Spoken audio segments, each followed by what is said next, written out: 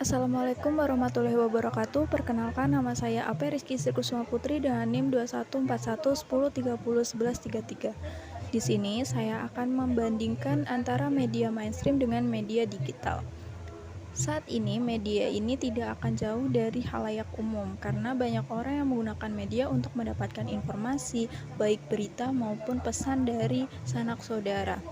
Sebelum di era digital saat ini, media yang digunakan adalah media-media mainstream, yaitu media-media yang telah melakukan penyaringan, pengambilan, dan pengevaluasian dalam memberikan informasi ke orang lain.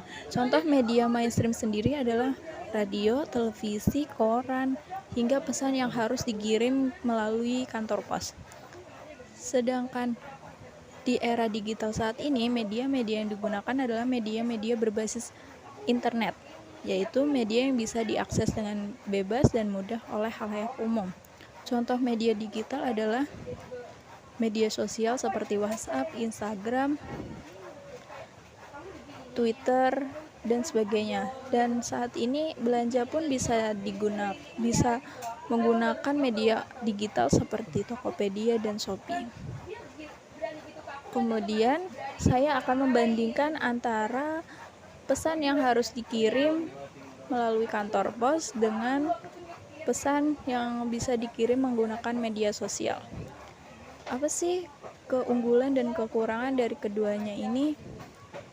Keunggulan dari media pesan yang harus kita kirim melalui kantor pos adalah pesan yang kita kirim akan diterima oleh orang yang benar-benar kita tuju. Namun kekurangannya adalah pengirimannya sangat lama dan membutuhkan waktu berminggu-minggu bahkan hingga berbulan-bulan. Sedangkan media pesan yang bisa kita kirimkan melalui media sosial seperti WhatsApp, Instagram, Telegram adalah media yang bisa mengirim pesan dengan sangat cepat, namun memiliki kekurangan di mana kita bisa mendapatkan informasi hoax dengan mudah, sehingga kita tidak bisa menyaring mana informasi yang benar dan mana informasi yang tidak benar.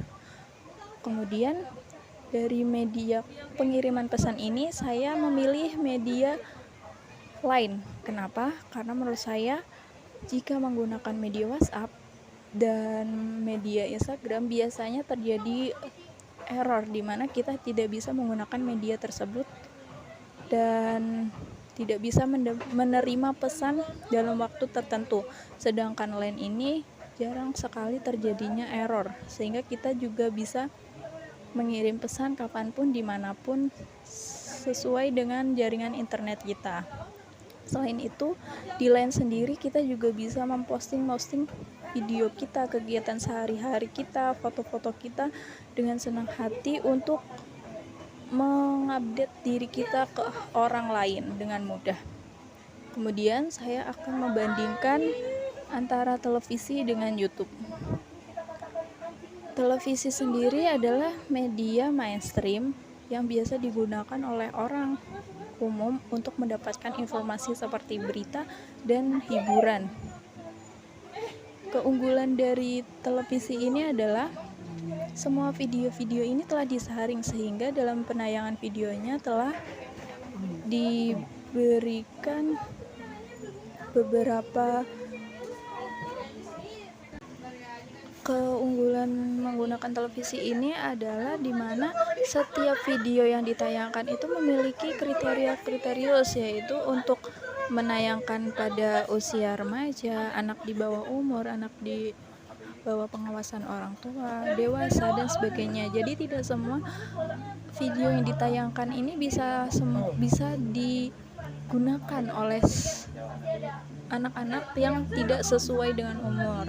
Kemudian untuk kelebihan dari YouTube ini adalah bisa digunakan kapan saja, bisa ditayangkan kapan saja, bisa dibawa kemana saja, bisa kita tonton di mana saja karena berada di dalam ponsel yang mudah kita genggam. Kemudian kekurangannya ini karena biasanya YouTube ini memberikan informasi-informasi yang tidak sesuai, tidak akurat seperti di televisi. Untuk channel televisi yang saya sukai yaitu channel MNC TV. Kenapa? Karena di MNC TV ini terdapat beberapa informasi berita terkini dan beberapa channel-channel video-video untuk menayangkan hiburan seperti Upin Ipin. Kemudian untuk channel YouTube yang saya suka adalah MasterChef Indonesia. Kenapa? Karena saat saya menonton di televisi, jika saya tidak menonton episode sebelumnya, saya akan kehilangan episode-episode sebelumnya dan merasa tertinggal. Sedangkan di YouTube ini saya bisa memutar video sebelum-sebelumnya sesuai dengan waktu luang saya sendiri. Kemudian saya akan membandingkan antara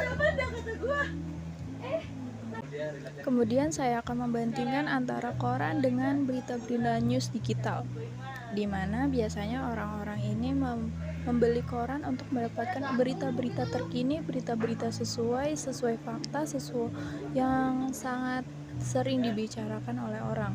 Namun dalam koran ini, berita yang ditayangkan ini adalah berita-berita yang tersaring, berita-berita yang diberikan sesuai informasi sedetail-detail mungkin dan diberikan sejelas-jelas mungkin kepada orang umum. Kekurangannya adalah di mana berita tersebut harus dibaca setiap minggunya, tidak bisa setiap harinya, dan berita tersebut update setiap minggu saja, tidak bisa update tiap hari karena koran ini memiliki proses harus melakukan penyaringan dan pencetakan informasi yang akan diberikan. Sedangkan berita-berita digital yang bisa kita akses melalui website resmi dari berita ini bisa kita akses dengan mudah melalui internet seperti detik.com, kompas.com dan sebagainya.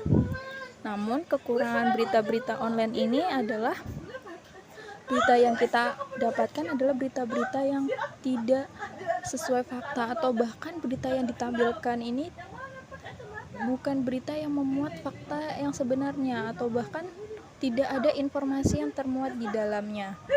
Kemudian untuk berita yang saya pilih adalah berita detik.com, baik koran maupun websitenya, karena